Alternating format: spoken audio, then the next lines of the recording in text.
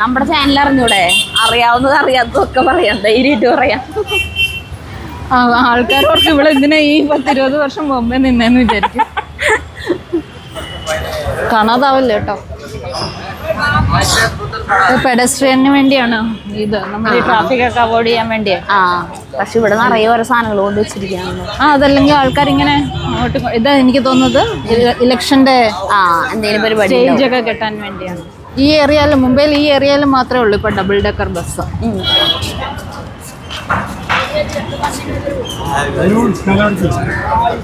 എല്ലാവരും ഓഫീസിൽ സമയത്ത് എത്താൻ വേണ്ടിയുള്ള ഓട്ടപ്പാച്ചിലാണ്. ഒക്കെ പഴയ ബ്രിട്ടീഷുകാരുടെ സമയത്ത് ഉണ്ടാക്കിയ അതേപടി കിടക്കുന്നതാണ്. ഇതില് നമുക്ക് വെളിയിൽ നിന്ന് വേറെ പെയിന്റിങ്ങോ റിപ്പയർ വർക്ക് അല്ലാതെ ഇങ്ങനെ. അതെ അതെ.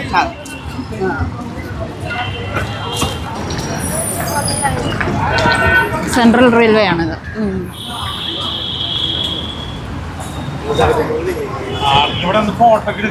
അതെ അതെ.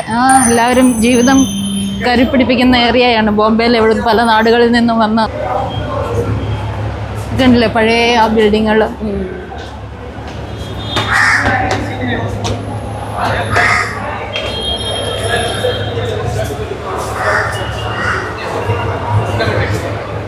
എന്തായാലും ഒരു റെയിൽവേ സ്റ്റേഷനാണിതെന്ന് പറയുമ്പോ ഇവിടെ നിന്നാണ് ട്രെയിൻ സ്റ്റാർട്ട് ആവുന്നത്. അതെ അതെ അതെ.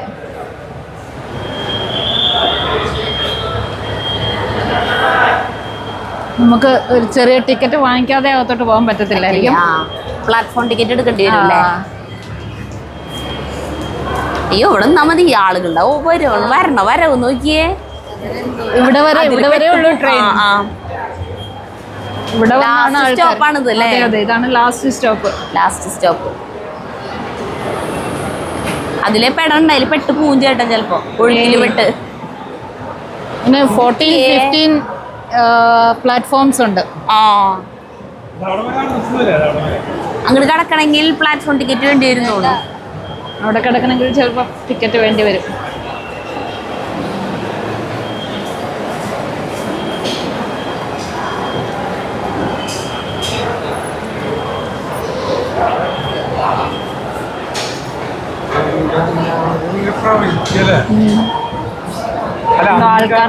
അതിനനുസരിച്ച് വന്നുകൊണ്ടിരിക്കില്ലേ ട്രെയിനുകൾ? എവറി 3 minutes നമുക്ക് വരുന്ന ട്രെയിനാണ്. ആ 3 minutes ആൾക്കാർ ഫുള്ള് കാലിയാവും. അതേപോലെ കയറും ചെയ്യും ആളുകൾ.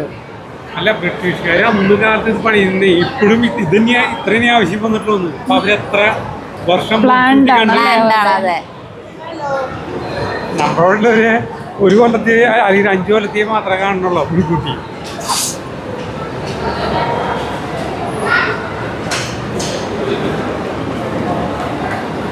വേറൊരു ചേച്ചി വിളിച്ചെന്ന് പറഞ്ഞില്ലേ സബ്സ്ക്രൈബറാ, ന്യൂ ബോംബെ അങ്ങോട്ടുള്ള ന്യൂ ബോംബെക്കുള്ള ട്രെയിനാണിത്. പൻവേൽ എഴുതി വെച്ചിട്ടില്ലേ? ഈ ട്രെയിനിൽ കണ്ടോ പൻവേൽ എഴുതിയിരിക്കുന്നത്? അങ്ങോട്ട് ആ ഏരിയയിലേക്കുള്ളതാണ്.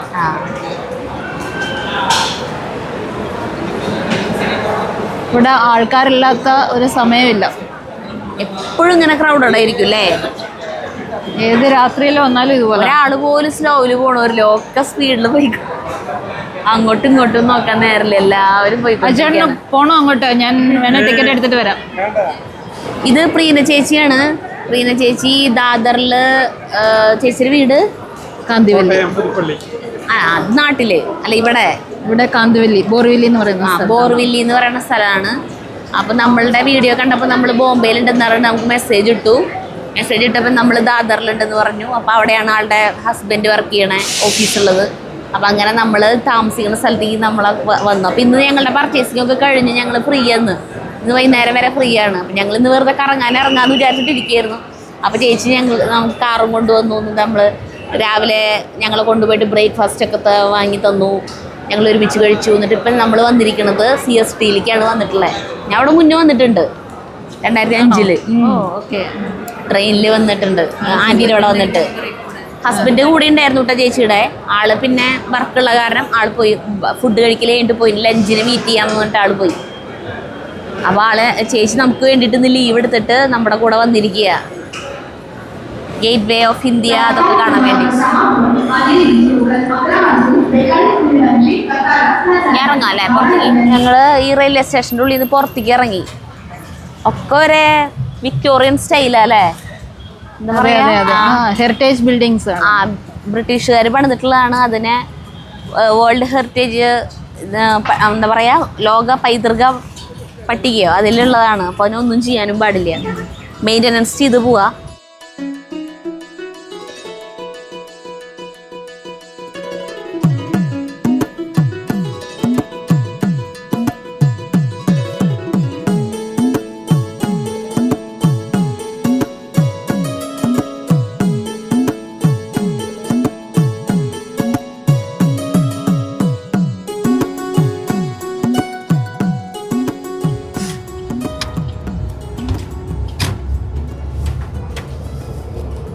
അതുകൊണ്ട് ഇവിടെ എത്ര വർഷം കഴിഞ്ഞാലും ഇങ്ങനെ തന്നെ ഇരിക്കും അല്ലേ, മാറ്റം വരില്ല.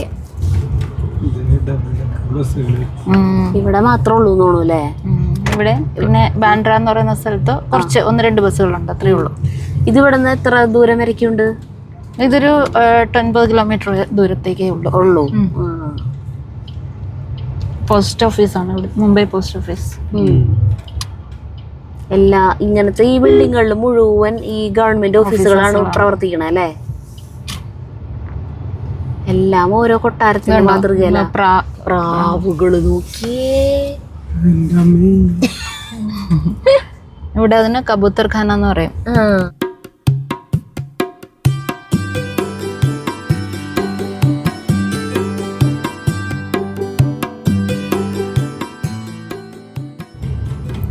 സരിതയുടെ ആന്റി ഇവിടെ ആയിരുന്നു ബോംബെയില്, ഡോംബിവലി. അവിടെ പോയിട്ടുണ്ടായിരുന്നു.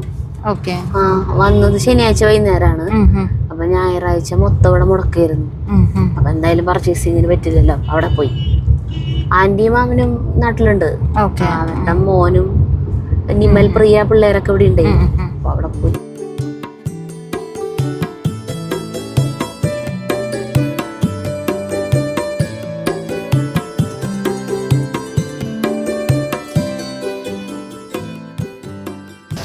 നമ്മൾ ഗേറ്റ് വേ ഓഫ് ഇന്ത്യയുടെ അവിടേക്ക് പോയിക്കൊണ്ടിരിക്കുകയാണ്. എത്തി.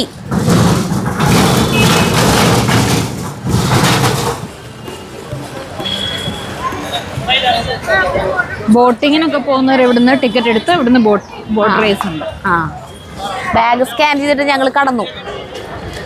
വിന്റർ അല്ലേ അത്? അതെ, എന്താ വെയിലും ചൂടും.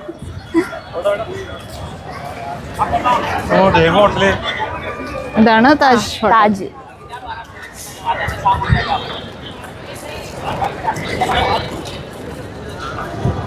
ബോട്ടിങ്ങിന് ടിക്കറ്റ് അവിടെ നിന്ന് എടുക്കാൻ തോന്നുന്നു അല്ലേ? ബോട്ടിങ്ങിന് ടിക്കറ്റ് വെളിയിൽ നിന്ന് എടുക്കണം. ഇവിടുന്ന് ബോട്ട് റൈഡ് ചാലു ആവും.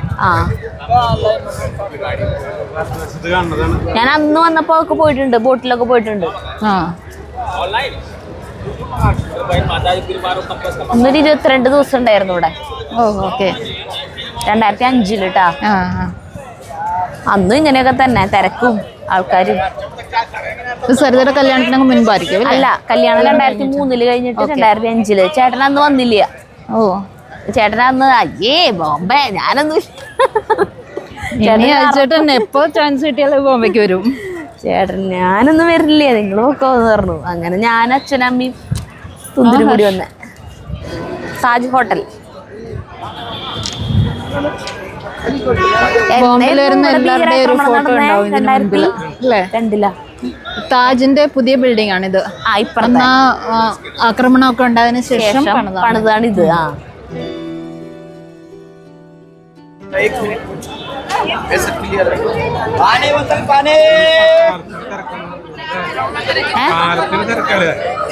കാലത്ത് ഇത് അതിരാവിലെയാ സമയം എത്രയെന്ന്? 12 മണി കഴിഞ്ഞു, 12:10.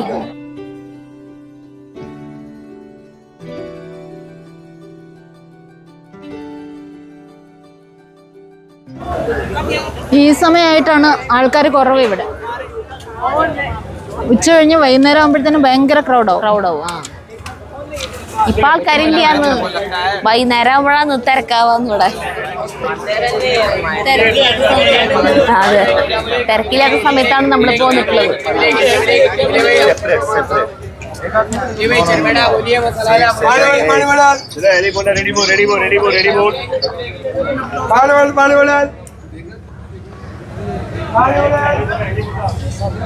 ഇവിടുന്ന് ബോട്ടിൽ കയറി എലിഫന്റ് കേവ്സ് ഒക്കെ ഉണ്ട്. ഞാൻ പോയിട്ടുണ്ട്. ആ ഇവിടുന്ന് ബോട്ടിൽ കയറിട്ടാണ് എലിഫന്റ് കേവ്സിലേക്ക് പോവാ. പഞ്ചപാണ്ഡവരെന്തോ അങ്ങനെയൊക്കെ അന്ന് പറഞ്ഞിട്ടുണ്ട്. വനവാസ സമയത്ത് ജീവിച്ചിട്ടുള്ളതാ, അത് അജ്ഞാതവാസത്തിൽ ജീവിച്ചിട്ടുള്ളതാ, അങ്ങനെ എന്തൊക്കെയോ. അവര് പ്രാർത്ഥിച്ചിരുന്ന അമ്പലം, പൂജിച്ചിരുന്ന ശിവലിംഗം എന്നൊക്കെ പറഞ്ഞിട്ട് അന്ന്. ഇവിടെ കംപ്ലീറ്റ് മറ്റേ ഫിഷിംഗ് ബോട്ടുകളാണോ? ഇല്ലല്ല, ഇതൊക്കെ ബോട്ട് റൈഡിനുള്ള ബോട്ടുകളാണ്. ഇതൊക്കെ ആളുകൾക്ക് പോവാനുള്ള ഇനിയല്ലേ?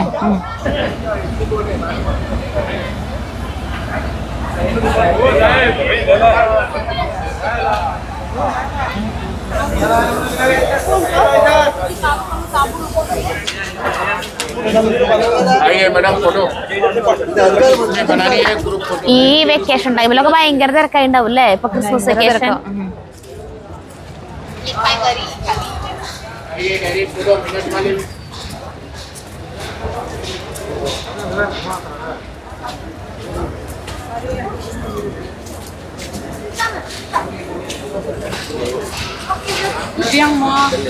എന്ത് സിമ്പിളായിട്ടാ വെയിലും കൊണ്ടിരിക്കണ ആളുകള്, ഒരു കുഴപ്പമില്ല.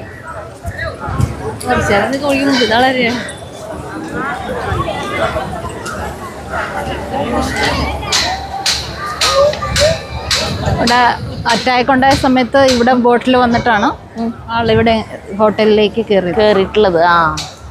തീവ്രവാദികള് അല്ലേ? അന്ന് ഒരേ സമയത്ത് തന്നെയല്ലേ CST ഒരു ടീം അല്ലായിരുന്നു. കുറെ ആൾക്കാർ ഇവിടെ, കുറെ ആൾക്കാർ പിന്നെ അവിടെ ഒരു ഹോസ്പിറ്റലുണ്ട്. അങ്ങനെ കുറെ സ്ഥലങ്ങളിൽ ഒരേ ടൈമിൽ ആക്രമിച്ചത്.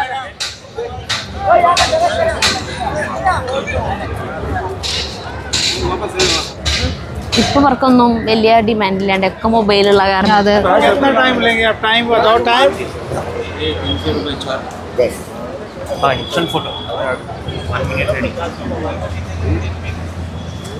ഫോട്ടോ വേണോ? വീഡിയോ എടുത്തത് ചേട്ടൻ നടക്കണ്ടോ എന്നിട്ട് ഫോട്ടോ.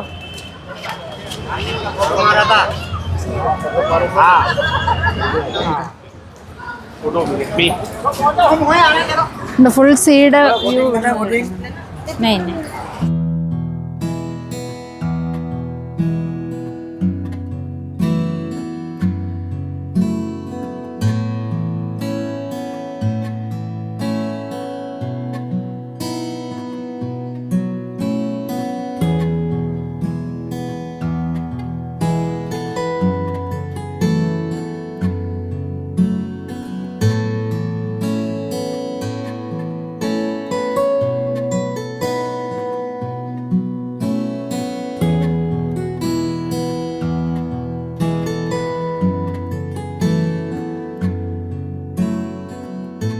നമ്മള് ദാദറില് രാവിലെ നിന്നില്ല. അവിടെ ആ ഭാഗത്തൊന്നും ഇങ്ങോട്ടോ ഒന്നും ഇല്ല, റിക്ഷ ഇല്ല. ഓട്ടോറിക്ഷയ്ക്ക് കടക്കാൻ പാടില്ലാത്ത സ്ഥലങ്ങളുണ്ടല്ലോ ഇവിടെ. അതാ റോഡൊക്കെ ഒരു സമാധാനം ഉണ്ട്. അത് കാരണം അവരാണ് സകല സ്ഥലത്ത് ഓട്ടോറിക്ഷയിൽ 10,000 പേരും 2 സീറ്റില് 4-5 പേരൊക്കെ ഫ്രണ്ടില് ഓട്ടോയില്. ഞങ്ങൾ ചിരിച്ചിരി ചത്തു കണ്ടിട്ട് ഓരോ ഓട്ടോ പോണ് കണ്ടിട്ട്. പുറത്തേക്ക് ഇങ്ങനെ തുറിച്ചിട്ട് നിൽക്ക ആൾക്കാര്.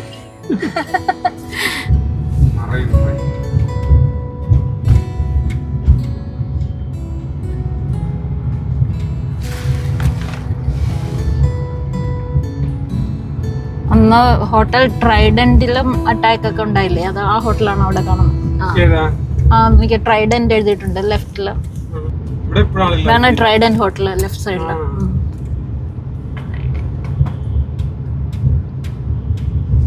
ഞങ്ങൾ മറൈൻ ഡ്രൈവിലേക്ക് എത്തി.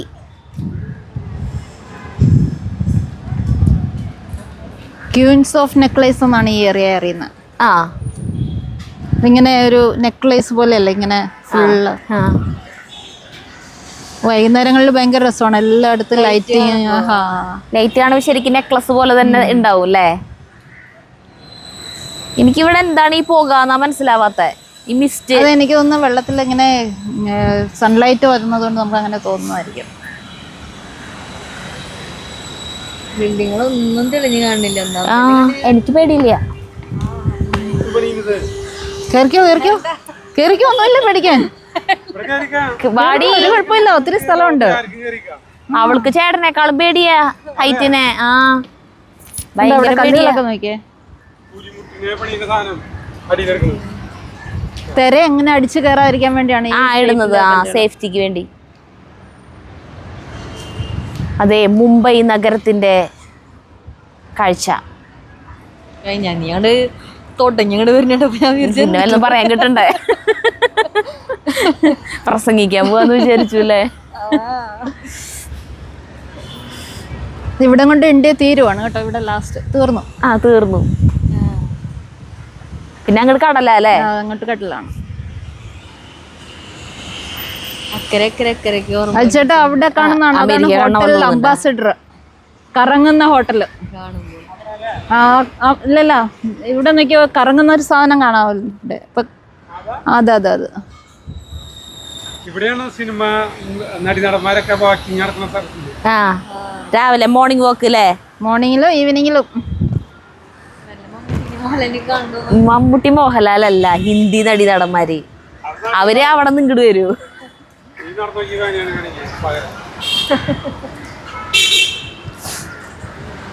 നടന്മാര് നടക്കണ സ്ഥലത്ത് കൂടെ നമുക്കും നടക്കാലോ. ബോംബെയിലെ ജോലി തിരക്കിനിടയിൽ എല്ലാവരും സ്ട്രെസ് ഔട്ട് ചെയ്യുന്ന സ്ഥലമായത്. വൈകുന്നേരം ഇവിടെ വന്ന ഒറ്റയ്ക്ക് ഇങ്ങനെ ഇരിക്കുക. ഭയങ്കര രസമുള്ള ഒരു കാര്യമാണ്. ആശ്വാസം കിട്ടും.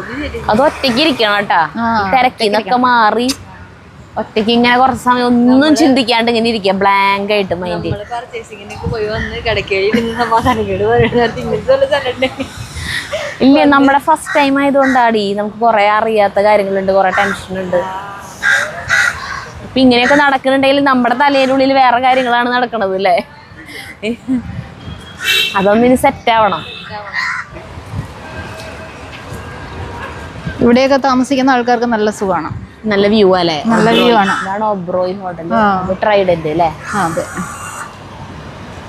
പക്ഷേ ഇലക്ട്രോണിക് ഐറ്റംസ് ഒന്നും അധികം നാളെ നിൽക്കത്തില്ല. ഈ സോൾട്ട് വിൻഡ് അല്ലയോ, ബ്രീസ് ഇങ്ങനെ സോൾട്ടി ആകുമ്പോഴത്തേനും ഇലക്ട്രോണിക് ഐറ്റംസ് എല്ലാം പെട്ടെന്ന് കേടാവും. സിനിമകൾ കുറെ ഷൂട്ട് ചെയ്തിട്ടുണ്ട് ഇവിടെ.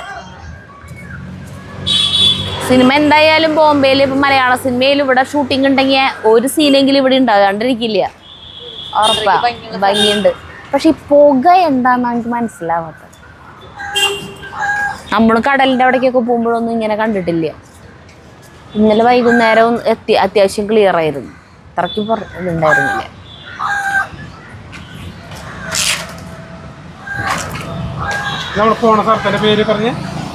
മലബാർ ഹിൽസ്. നമ്മളിപ്പോൾ മലബാർ ഹിൽസിലേക്കാണ് പോകുന്നത്. ആ ഇവിടെ ഉണ്ട് മലബാർ. മലബാർ ഹിൽസ് വേറൊരു കേരളം പോലെയാണോ? ആക്ച്വലി ഇവിടെ ഒരു വിഭാഗം ആൾക്കാരുണ്ട്, പാഴ്സി. പാഴ്സികൾ എന്ന് പറഞ്ഞു കഴിഞ്ഞാൽ അവർ പേർഷ്യന്ന് വന്നിട്ട് സൗരാഷ്ട്രയിൽ സെറ്റിലായ ആൾക്കാരാണ്. അവർ കമ്മ്യൂണിറ്റിയിൽ വളരെ ചുരുങ്ങിയ മെമ്പേഴ്സേ ഉള്ളവർ. കാരണം അവർ പാഴ്സികളെ മാത്രമേ കല്യാണം കഴിക്കത്തുള്ളൂ.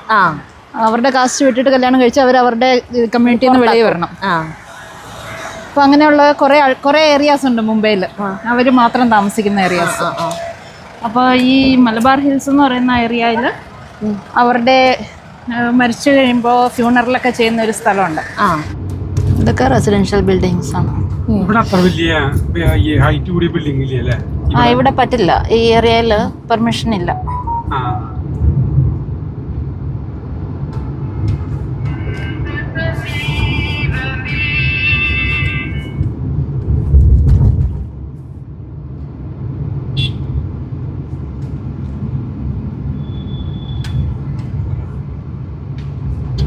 പഴയ വീടുകളാണ് അല്ലേ? ഇതൊക്കെ പണ്ട് ബോംബെ സിനിമകളില്ലേ, സരിത, ഇന്ദ്രജാലം, അങ്ങനത്തെ സിനിമകളൊക്കെ കാണുമ്പോൾ ഇത് തന്നെയാണോ, ഈ ബിൽഡിങ്ങൾ തന്നെയാണല്ലോ? അമിതാഭ് ബച്ചന്റെ പഴയ സിനിമകളൊക്കെ കാണുമ്പോഴൊക്കെ ഇതേപോലെ തന്നെയാണ് ബിൽഡിംഗ്.